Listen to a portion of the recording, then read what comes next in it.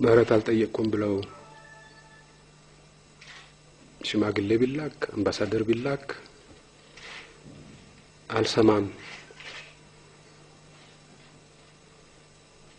አልቀይርም በውጭ እጄ ተናገርኩትን አልክድም አልቀይርም ብለው ያሉት ደጋፊዎቻቸው በሚፈጥሩት ብጥብጥ ወይ በውጭ ኃይሎች ጫና በአጭር ጊዜ ውስጥ ከእስር ቤት ወጣለሁ የሚል ጠንካራ አቋም ስለነበራቸው ነው። በወቅቱ ግን በተደጋጋሚ ተነግሯቸዋል ስህተት እንደሆነ ከገቡ እንደማይወጡ።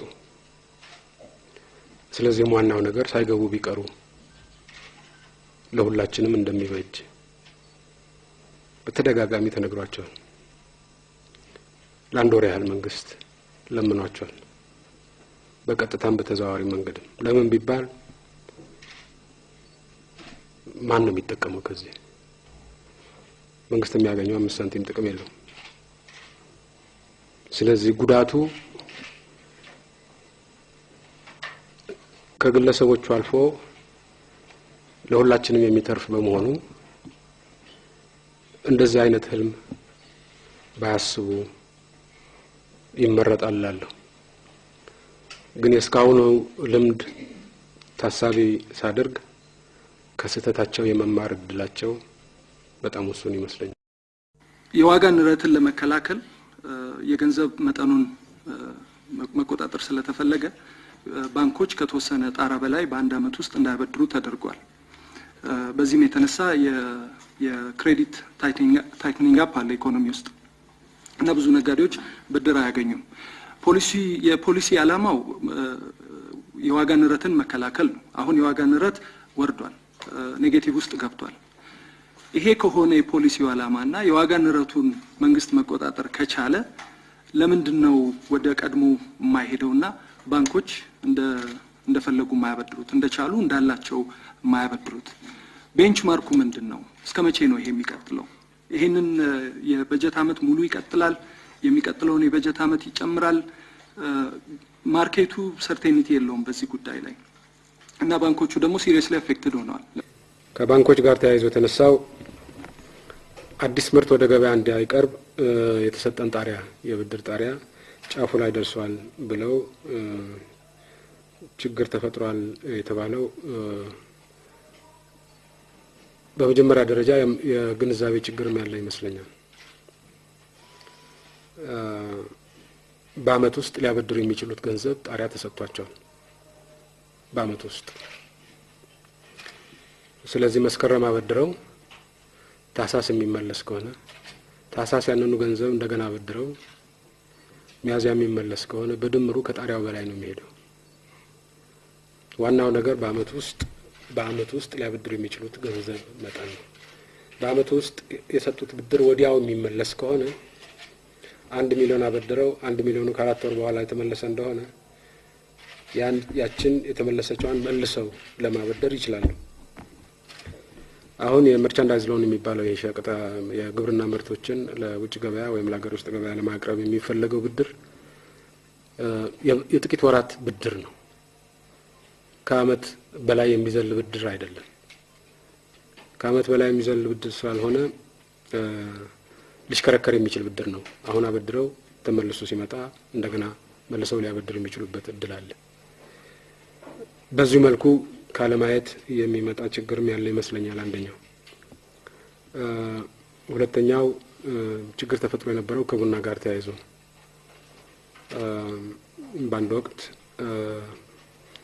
የታጠበው ቡና ከተገመተው በተሻለ ሁኔታ ተመርቶ የቡና ምርቱ ከተገመተው በጣም የተሻለ ስለነበር እና በአንድ ጊዜ በጣም ብዙ የታጠበው ቡና ስለደረሰ ያንን ለማንቀሳቀስ የሚችል የተወሰነ የብድር እጥረት አጋጥሞ ነበር።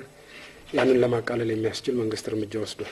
የገንዘብ ፖሊሲ ቀጣይ ነው ለቸግም ጊዜ የሚኖር ነው። አሁን ታይትኒንግ ወይም የማጥበቅ ነገር አለ የተባለው ከዚህ በፊት 30 እና 35 በመቶ በአመት ያድግ ስለነበረ ነው የገንዘብ አቅርቦት። ያ በየትም ሀገር ተቀባይነት የሌለው የገንዘብ እድገት ነው።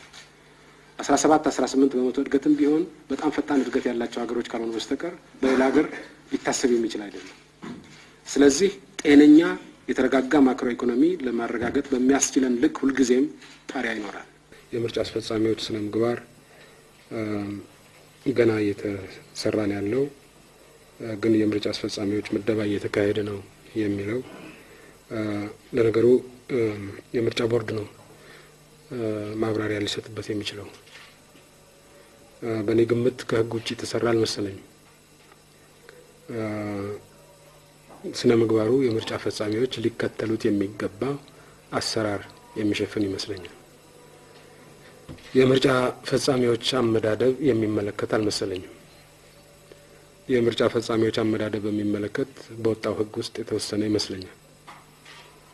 ስለዚህ ያንን እያስፈጸሙ ከተመደቡ በኋላ በምን አይነት ስነ ምግባር እንደሚሰሩ ግን በሂደት በድርድር እንዲጨረስ ማድረግ የሚቻል ይመስለኛል።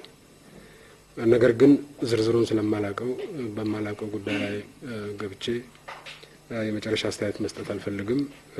የምርጫ ቦርድ የራሱ አስተያየት ሊኖረው ይችል ይሆናል። ቤት ይመለሳል ተብሏል፣ ግን እስካሁን አልተመለሰም። ይሄ ጥያቄ አልሞተም ተብሏል። አልሞት ያለ ጥያቄ ነው ተብሏል። ትክክል ነው። አልሞት ያለ ጥያቄ መሆኑ የሚያጠያይቅ አልመሰለኝም።